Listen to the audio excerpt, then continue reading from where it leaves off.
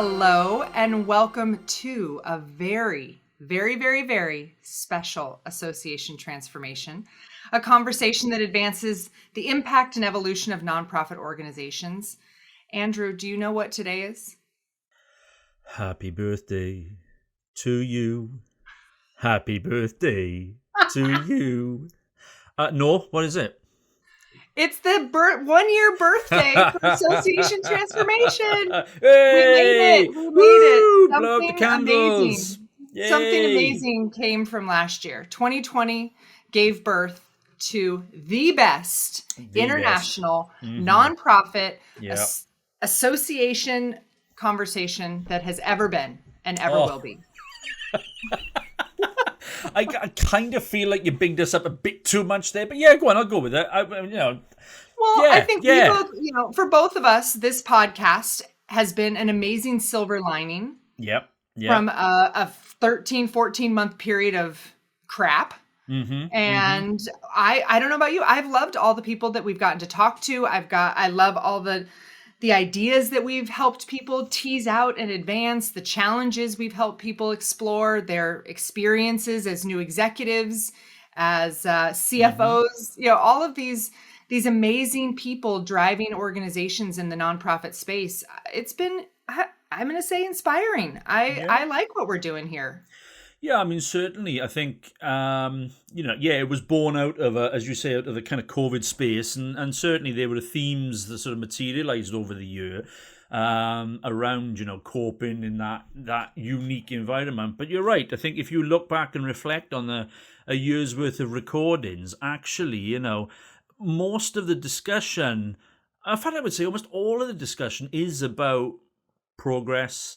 It's about innovation. It's been about, how do we dig ourselves out of this, but it's not been that, it's been how do we build on this and how do we, grow and learn. And yeah, you're right, actually, the kind of, for me, the big theme that really emerged early on is that in the recordings is positivity. It's a willingness, a desire to learn and to share and to use the hideousness of the last 15 months or whatever, but to not to dwell on it, to use it and to grow. So I agree. In looking back, well, go on, talk to me. Tell me which one, when I'm talking about this, which is the one that really stands out for you. You know what? I think back to some that we've done, just the two of us, and they were, I really enjoy our banter, our thought process. We fight through some issues, let's be honest. But Brewer Pratt Solutions and Consort Strategy, I mean, we do come from a place of optimism. I think both of our practices focus on optimism, and really what this has been about for me is an evolution, helping organizations evolve through a less than desirable time and forcing that hand of innovation. But my favorite conversation is probably the one I would have expected the least. I know what you're going to say. I know what you're going to say. Go on. Well, it's really the CFO conversation with Kevin Madden. Yeah. I am not a numbers person. I'm not a financials, accounting, bookkeeping, CFO stuff. That's always been in a certain part of the building, and a certain team has always handled that in the organizations that I've worked for. And Kevin just made it, I don't know, he brought it to life. He had, really colorful analogies. He made me wish I could be a CFO when I grew up. I mean, he was great.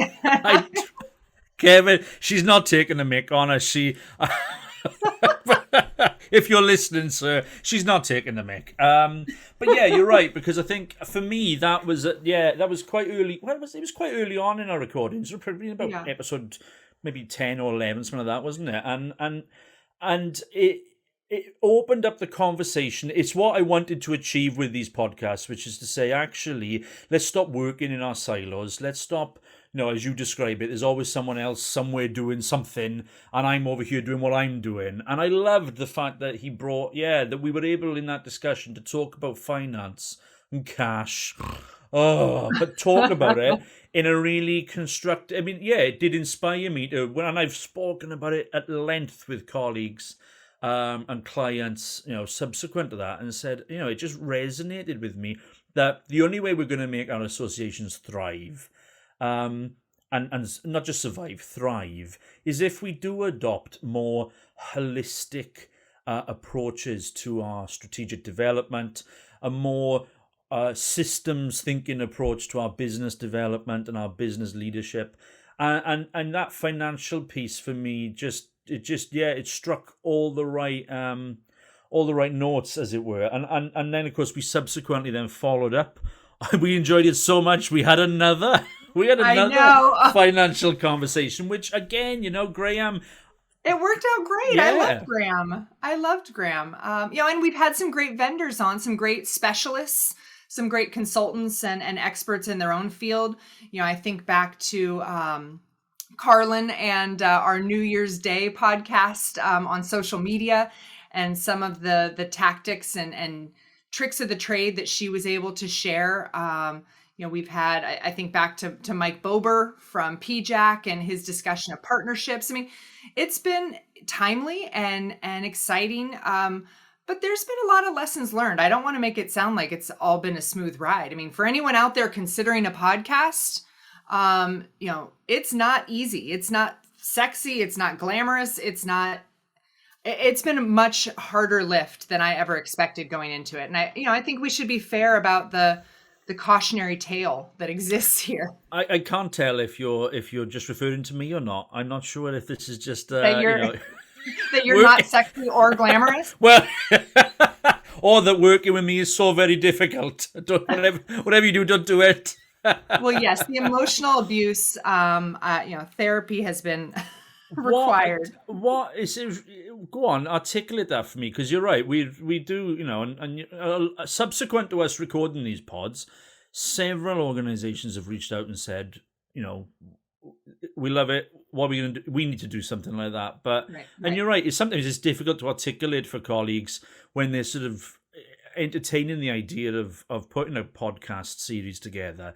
What it actually, I know we joke around and we say, oh, we're just a talent and we rock up. But you're right. It is more than just that. It is There's a lot more of than moving just parts.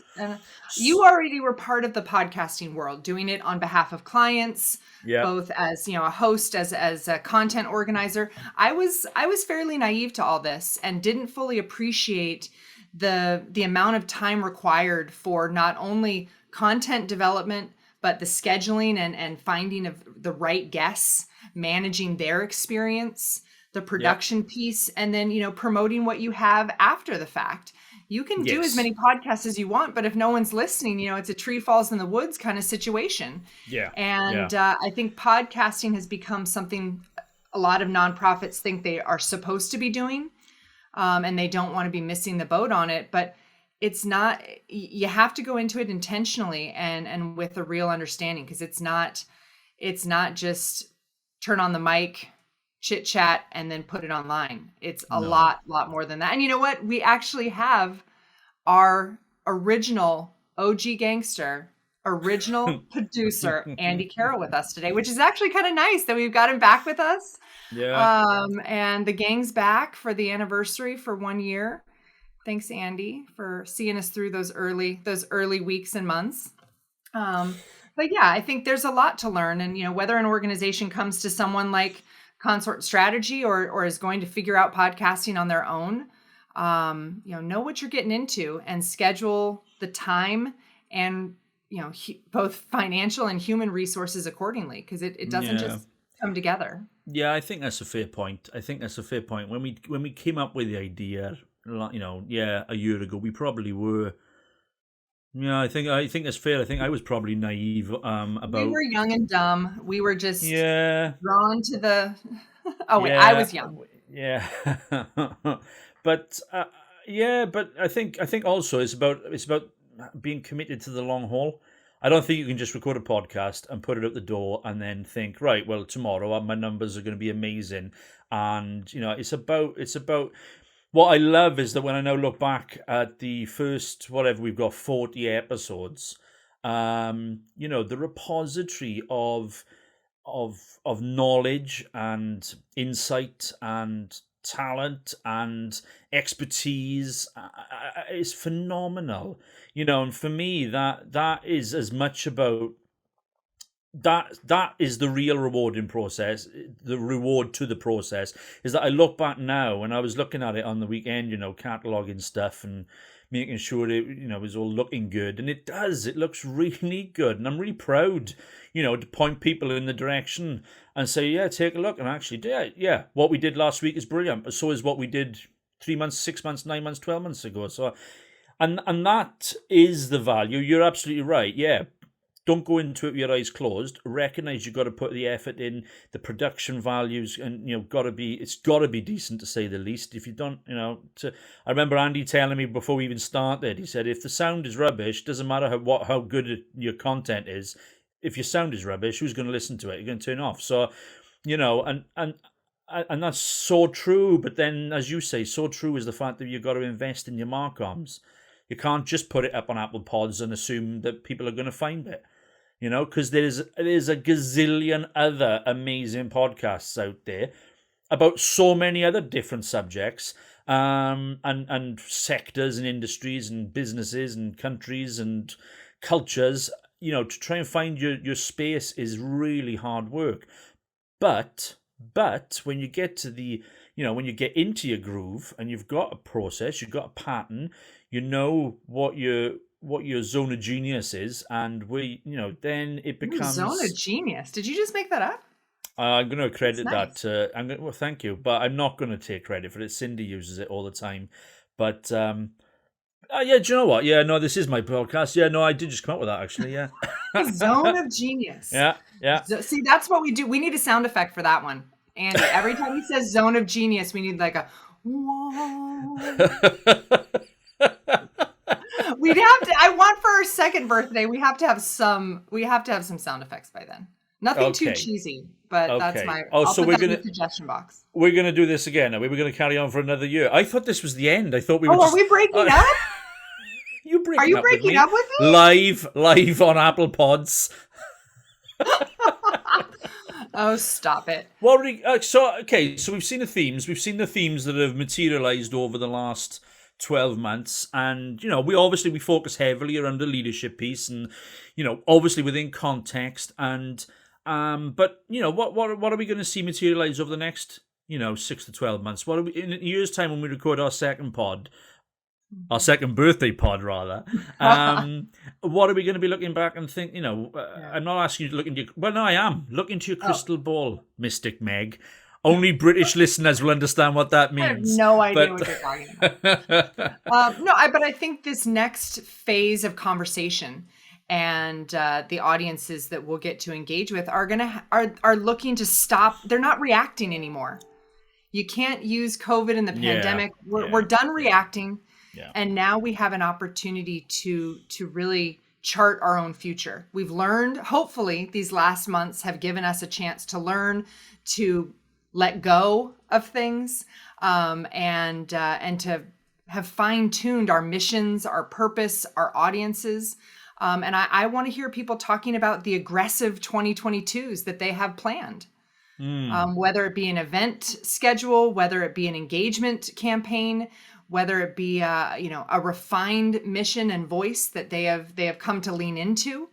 I think just as eager as people are to travel and have that portion of their life back, I think people are proud of the organizations that have survived and how much stronger they've come through this, and they're ready to get back to the business of their missions at the full speed and full capacity. I want people to start examining their purpose.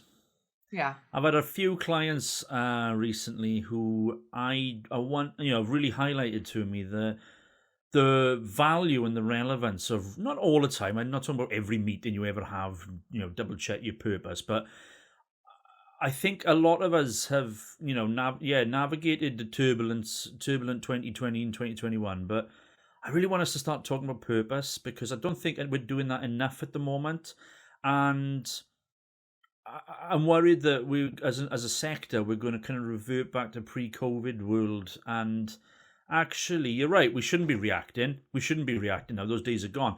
But what we should be doing is using what we've learned and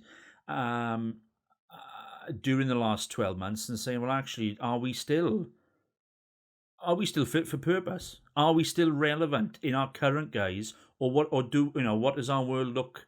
How is our world going to look different? And I think that's a really important role that our boards and our senior execs, our senior leadership need to be, embracing the opportunity now, because I don't think we did it enough back in the day, and chances are there'll be something else that's going to hit us, sooner or later. And I think if we're better prepared and understanding what our purpose is, that'll help us respond to those unforeseen circumstances in the future, I think. But yeah, that's what and I want to actually, I'm basically giving you my shopping list now of guests. I also start. Oh, I hold on, let me really, write this all yeah, down. write this down. I want to start talking about emerging tech. I want to start talking about the role that artificial intelligence, blockchain, um, machine learning. I want to start talking about that. I want to, because these are massive opportunities right now. But if we don't start talking about them now as associations, they're going to become massive threats, or they're going to become massive missed opportunities. And so I want us to start thinking about, though, when we're talking about leadership, I don't want to be talking about 2022. I want to be talking about 2032, 2035, 2040. What have we got to do now? That's the generative piece that and I think that was your other favorite podcast, was the governance one, if I'm not That's mistaken, right. where I That was right up opened there. your eyes to how Right exciting up there. governance actually is. But, the generative discussions around the opportunities that tech offers us are huge. And so I really want to, we're not going to become a tech focused, we're association focused. Of course we are. But there's so much opportunities. So that's on my wish list. My birthday wish is that when we start, this time next year, I want to know that we've had a fair few good conversations about, these new opportunities that are available to us in the sector. And those are some big things. I mean, between purpose and the future of technology, There you go. those are big things. And I know you take on big challenges. I love it. This And this in partnership, podcast is example of that. Yeah. and in partnership with the IAL, I think those are conversations that we can have sector wide. The Yeah. clients that I have approaching me about kind of what's next and how do we prevent ourselves from sliding back to Yeah. our pre-COVID, they had to get lean. Maybe some people retired. Their staff looked different than they did Yeah. before Yeah. COVID, and they don't just want to hire into the same roles that they had before. So Yeah. the Mm-hmm. organizations that I'm talking to or hearing from a lot lately are those who want to evaluate their staffing structure, their organizational structure, to make sure they're built for that future. They're not just filling the slots that existed before. And it's been an interesting and generative conversation about, okay, what does the staff of the future look like? How are they aligned? How do we avoid those silos? How do we take technology and use it to create an intersectionality of that purposefulness throughout the building, throughout all the Yes. departments? Yeah. Yeah. So I hear executives having that conversation and wanting to avoid that backslide. But how you do it and the order in which you do it, I Ah, think is also important. and you've hit on some. Yeah. That's. I think we've seen a lot of people trying to make their purpose fit their staffing structure, rather than making their staffing structure fit their purpose, and so as a result, you do have these kind of misaligned strategies. By that I mean strategy is misaligned with reality. You can't deliver the strategy often because your infrastructure, your staffing structure, your systems, your processes are not fit for purpose. You're right. I think that's a really important one. Is that we look at that? We look at the role, the value, the impact of staff. I think you're right. The world is different now, and therefore it stands to reason that our roles are going to should be different. Well, and as much as technology is a part of that future of engagement and transaction and data collection, all of those things that technology will be a part of, I feel like we have to be more human than ever as well. And for every technology solution or technology tactic, I want to make sure organizations are communicating as people with their members. What do you need? I mean, I remember a conversation with Rennie Schaefer, and he talked about how their members picked up the phone and called each other. That was their Yeah. engagement strategy. Hmm. Wasn't a series of triggered emails and AI generated messaging. It was a phone call. Yeah. And Hmm. I think balance more than anything else. I mean, the world is more vulnerable and more, I don't know, delicate in a way than ever before. Hmm. And that humanity that has come from these last 15 months, that empathy, that opportunity to be vulnerable, I'm hoping that that remains a part of the landscape, even as the technology stack Yep. gets Hmm. bigger and heavier, because that's one thing that will never change. Our members, whether they're companies, whether they're professions, whether they're universities, our members are made up of people. Hmm. And it's that connection that nonprofits really have the opportunity to influence. Indeed. Indeed. Okay. So basically we're saying we want oh my god, humanoids. That's what we're talking about, isn't it? Like android tech God. people, humanoids who are run. Oh, I love it. Excellent. I love it. Sci-fi. Okay. Keep your sci-fi nerd hat on. Stay under control. Oh my goodness. But no, I think I want to take a moment here. I know sometimes I'm a little mean to you on the podcasts. I do want to say for the happy birthday. It's put me in a positive, mood, and I want to appreciate all that you've done for the podcast and say thank you. I've really enjoyed this partnership and enjoy this moment while it lasts. But happy birthday to us and thank you. Indeed, no, and right back at you. Thank you as well. Absolutely, it is one of the joys to have come out of a difficult year is the opportunity to work with you regularly.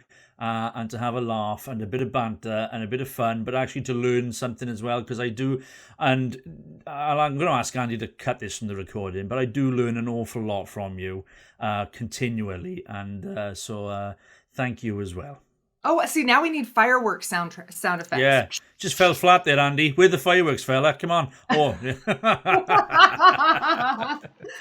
Oh goodness. Now this has been great. And I think more than anything, we know who our audience is, and that's what makes what we do special. And the content discussions that we have, both through our clients, through the IAL, through our just contacts in the industry. I mean, you and I both been doing this for a long time, and hmm, I like being the anti conversation.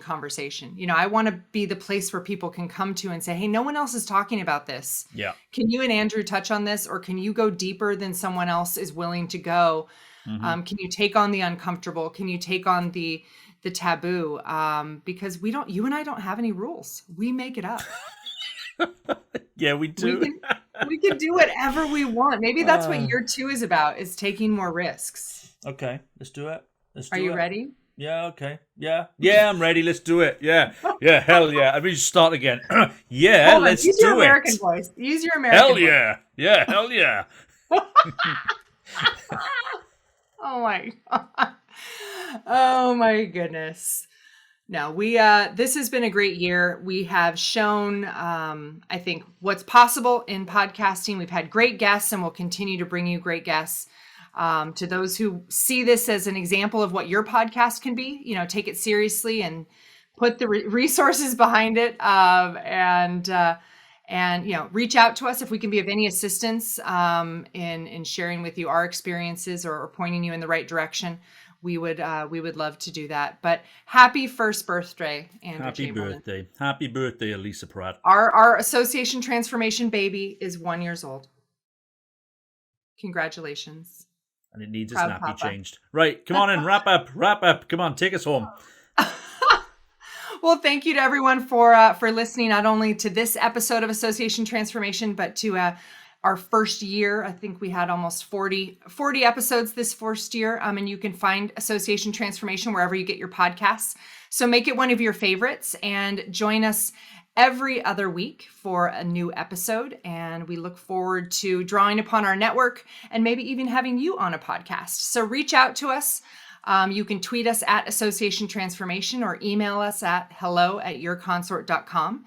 And we will put the best, most exciting, thrilling, envelope pushing association conversations out there. And now we're going to do humanoids and AI, and it's going to be crazy, people. So buckle up. The second year is on its way. And we thank you so much for your time. Until next time, stay well and put your members and your mission first. Happy birthday. Association Transformation is brought to you in partnership between Consort Strategy and Brewer Pratt Solutions in support of the Institute of Association Leadership.